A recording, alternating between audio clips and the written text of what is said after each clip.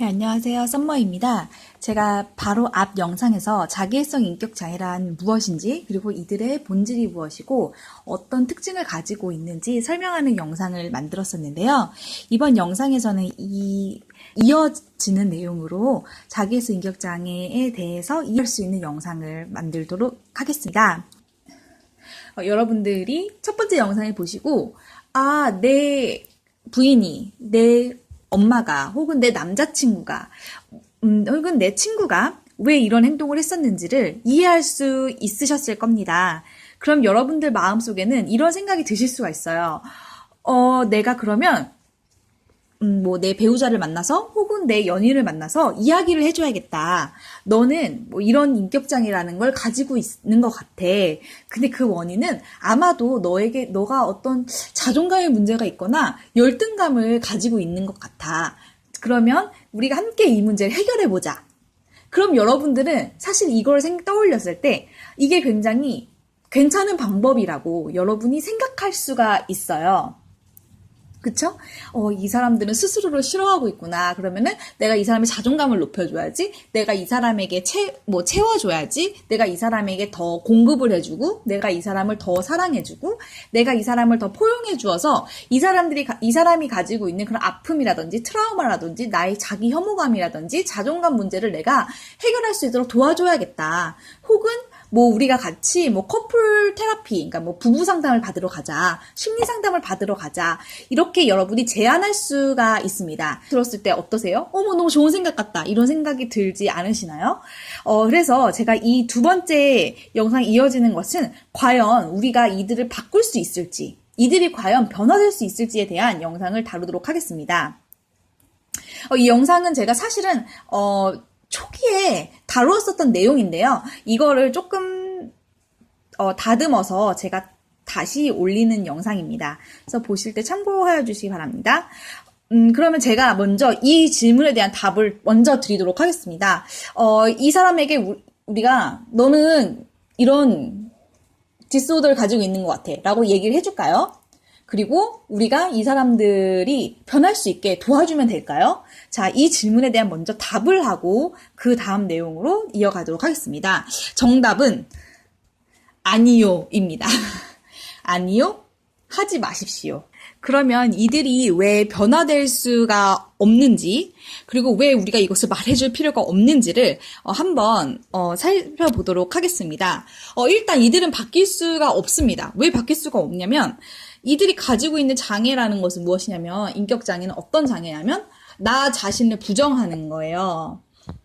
내가 되게 부족한 사람이라는 것, 내가 어떤 잘못을 했다는 것, 내가 똑똑하지 않다는 것, 내가 부족하다는 것, 내가 능력이 없다는 것, 이런 나의 모습을 부정하는 데서 시작을 한 겁니다. 그렇기 때문에 이들이 사실 내가 바뀌려면은 자기 반성을 해야 되잖아요. 그쵸? 나를 돌아보고 내가 어떤 잘못을 했는지 자기 반성을 해야 하는데 이 사람들이 자기 반성을 한다는 것 자체가 불가능한 거예요.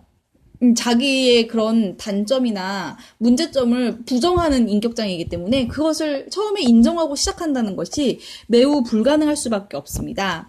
이 나르시시스트가 바뀔 수 있는 확률은 한 10,000분의 1 정도밖에 되지 않습니다. 이들이 정말로 오랜 시간에 걸쳐서 전문 상담사를 만난다든지 해서 본인이 일단 바뀔 의지가 있고, 그리고 본인이 아주 오랜 시간 동안 걸쳐서 생겼었던 그런 자존감의 문제들 있잖아요. 열등감, 이런 트라우마, 이런 것들을 정말 오랜 시간에 걸쳐서 이것을 다 풀어내지 않는 이상은 우리 같은 일반적인 사람들이, 그래서 이 나르시시스트들은 본인의 의지가 없음에도 불구하고 일반적인 사람들이 주변에서 아무리 뭐라고 얘기한다고 해서 이들이 바뀔 수는 없습니다.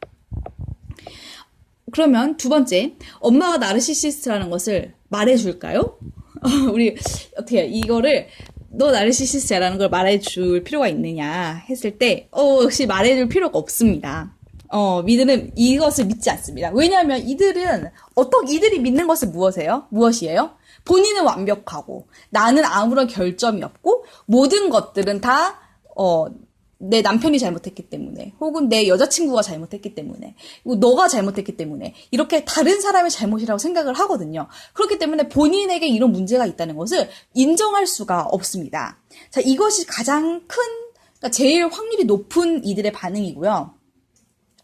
혹은 이렇게 반응할 수 있습니다. 그래? 내 생각에는 너한테 그런 인격장애가 있는 것 같아. 이렇게 피해자에게 너가 인격장애가 있다. 이렇게 몰아갈 수도 있습니다. 사실 이것은 굉장히 이들의 수법이죠. 이들의 문제가 있음에도 불구하고 다른 사람이 그 문제를 가지고 있는 것으로 늘 전가하잖아요. 그렇기 때문에 이들이 우리가 이 사실을 이야기한다고 하더라도 피해자에게 너가 그런 인격장애가 있는 것 같구나 라고 생각하면서 매우 분노하고 또 여러분들을 비난할 것입니다. 자, 그러면은 세 번째 케이스는 설사 이들이 인정한다고 쳐요. 그쵸? 인정을 할 수 있어요. 그 당시에는 인정할 수 있지만 그렇다고 해서 이들이 변하는 것은 아닙니다.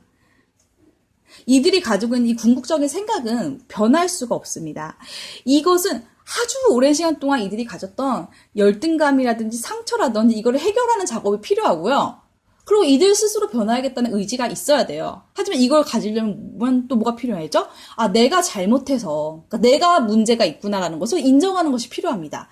하지만 여러분, 이 사람들이 자기 자신에게 문제가 있다는 것을 인정하게 한다는 것은 정말 불가능한 일이에요. 정말 너무나도 천지개벽할 만한 사건이 일어나지 않는 이상은 이들의 이런 생각을 근본적으로 우리가 바꿔줄 수가 없습니다. 자, 여러분들에게 제가 이야기해주고 싶은 것은 여러분들은, 우리 피해자들은 이 사람들을 막 도와주려고 해요. 이 사람들이 어린 시절에 이런 상처가 있어서 그래. 이런 트라우마가 있어서 그래. 뭐 부모가 이랬어 그랬어. 이러면서 이 사람의 아픔과 상처를 계속해서 이해해주려고 하고 이것을 사랑해주고 포용해주려고 하고 이 사람들에게 계속해서 더 많이 베풀고 더 많이 주고 더 많이 공급을 해주려고 합니다. 하지만 모든 자기애성 인격장애와 피해자와의 관계에서 공통적으로 알 수 있는 패턴은 무엇이냐면 피해자들이 더욱더 도와주려고 하고 더욱더 이해해주려고 하고 더욱더 사랑해주려고 하고 더욱더 공급해주려 할수록 이 학대하는 강도가 점점 더 세진다는 것입니다. 저도 굉장히 오랜 시간 동안 저희 엄마를 채워주려고 했고 굉장히 많이 노력을 했어요. 그리고 제가 이런 패턴에 되게 익숙한 사람이기 때문에 제 주변에는 이런 자기애성 인격장애를 가진 친구들도 있었어요. 저는 이들의 모든 사정을 다 알고 있기 때문에 굉장히 이야기도 많이 들어줬고 이 사람들 어떤 모난 부분이나 공격적인 행동도 포용을 해줬었어요. 근데 제가 그 공통적인 관계에서 느낀 것이 무엇이냐면 처음에 저는 내가 이 하소연을 들어주면 내가 좀 이런 모난 부분을 포용해주면 이 사람이 이 마음이 회복되겠지라는 생각을 했던 거예요. 하지만 이들은 제가 들어주면 들어줄수록 제가 인내하면 인내할수록 제가 받아주면 받아줄수록 이들은 더욱더 심하게 공격하기 시작하더라고요. 자, 그래서 우리가 이거를 판단하는 기준, 이 사람이 단순히 어린 시절에 상처가 많아서 성격이 좀 삐뚤어졌나 보다. 혹은 어린 시절에 상처가 많아서 그런 트라우마가 있나 보다. 아니면 너무 가난해서 너무 못 배워서 그게 한이 맺혔나 보다. 이렇게 우리가 생각할 수 있지만 가장 중요한 키워드는 바로 이거예요. 내가 이 사람을 품어주고 사랑해주고 이해해줬을 때 이 사람이 점점 더 나은 사람이 되는가. 혹은 이 사람이 학대하는 패턴이 점점 더 가속화되고 점점 더 강해지는가. 사실 이것을 우리가 보고 판단하는 것이 매우 중요합니다. 자, 이 인격장애를 고친다는 것은 매우 불가능합니다. 다른 인격장애들 같은 경우에는 나이가 들수록 좀 옅어지는 경향이 있지만 이 자기애성 인격장애 같은 경우에는 자기 반성을 할 수가 없기 때문에 나이가 든다고 해서 이 성향이 옅어지는 것은 아닙니다. 근데 우리가 이 사람을 완전히 떠날 수 없는 상황도 있거든요. 예를 들어서 이혼을 했지만 자녀를 함께 양육해야 된다든지 혹은 경제적으로 독립하지 못한 미성년자나 학생인 자녀인 경우라든지 이 사람들로부터 완전히 또 떨어질 수가 없는 경우도 있어요. 이럴 때는 우리가 어떻게 해야 되는지를 한번 살펴보도록 하겠습니다. 인지해야 될 것은 무엇이냐면 이 사람들의 본질은 바꿀 수가 없습니다. 내가 옳고 다른 사람은 틀리다. 그리고 남을 비난하거나 남을 조종하려고 하는 이들의 그 본질은 우리가 사실 변화시킬 수는 없습니다. 하지만 이들의 행동은 우리가 변화시킬 수가 있습니다. 이들이 행동을 변화하는 것은 순수하게 본인들을 위해서만 가능합니다. 남들을 위해서 행동을 수정할 수는 없거든요. 그 심리 상담사인 유튜버 중에 그 리틀 샤먼이라는 유튜버가 있는데 그 곳에서 제가 들었던 예를 한번 말씀드릴게요. 부부가 있었는데 남편이 나르시시스트였어요. 그래서 이 남편이 항상 부인을 때리는 거예요. 그래서 상담을 하면 항상 남편은 이렇게 이야기합니다. 부인이 나를 이렇게 만들었어. 부인이 맞을 만한 짓을 했어. 그래서 본인이 부인에게 폭력을 행사함에도 불구하고 이 모든 잘못과 책임은 그리고 원인은 다 부인에게 있다라고 주장을 하더라는 겁니다. 자, 이 사람의 이 생각은 변할 수는 없어요. 부인이 나를 분노하게 만들고 부인이 나를 때리게 만들었다라는 이 생각은 이 사람은 변할 수는 없습니다. 하지만 이들이 찾았던 방법은 무엇이냐면 굉장히 큰 대형견을 산 거예요. 그래서 이 남편이 부인에게 뭐 손찌검을 하려고 한다든지 공격적인 행동을 하려고 할 때 이 대형견이 짖는 겁니다. 그래서 자기 주인을 공격하니까 짖는 거예요. 그래서 이 남편은 자 그러면은 내가 부인에게 공격적인 행동을 하게 되면 이 개가 나를 물 거 아니에요. 그래서 그 이후로는 부인을 다시는 때리지 않더라는 겁니다. 자, 여기서 우리가 참고해야 될 것은 무엇이냐면 나르시시스트의 행동은 변화될 수 있지만 그 행동 변화의 목적은 오직 그들 자신만의 신변이라든지 그들 자신만의 만족이라든지 그들 자신만의 체면이라든지 오직 그들 자신만을 위해서만 행동 수정이 가능하다는 것입니다. 우리는 이것을 알고 이들을 관리해야 합니다. 이젠 더 이상 이들에게 휘둘릴 필요가 없고요. 이들과 뭐 연을 100% 뭐 끊는다든지 물론 그러면 좋겠지만 그렇지 못한 경우도 굉장히 많아요. 그래서 우리의 마음가짐은 어떻게 되냐면 내가 이 사람을 매니지한다. 내가 이 사람을 관리한다 라는 느낌으로 접근을 해야 합니다. 그래서 뭐 예를 들어서 학교를 다니는 분들 내가 학교 다니는데 나를 너무 지치게 하고 너무 힘들어. 그러면은 뭐 이런 카드를 꺼낼 수가 있죠? 계속 나를 이렇게 힘들게 하고 계속 나를 이렇게 구속하고 계속 나를 이렇게 괴롭히면 난 학교를 자퇴해버릴 거야.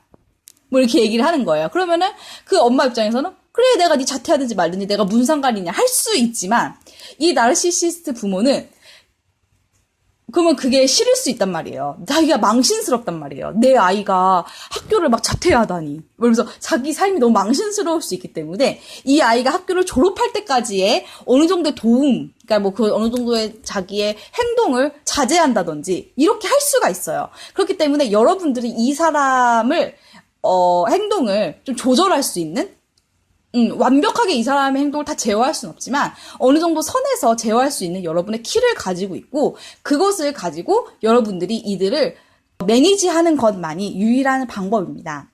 이 내용이 굉장히 좀 마음이 복잡하신 분들 혹은 좀 마음을 잘 결정하지 못하신 분들 내가 어떤 행동을 취해야 할지 잘 모르시는 분들께 도움이 되시길 바랍니다.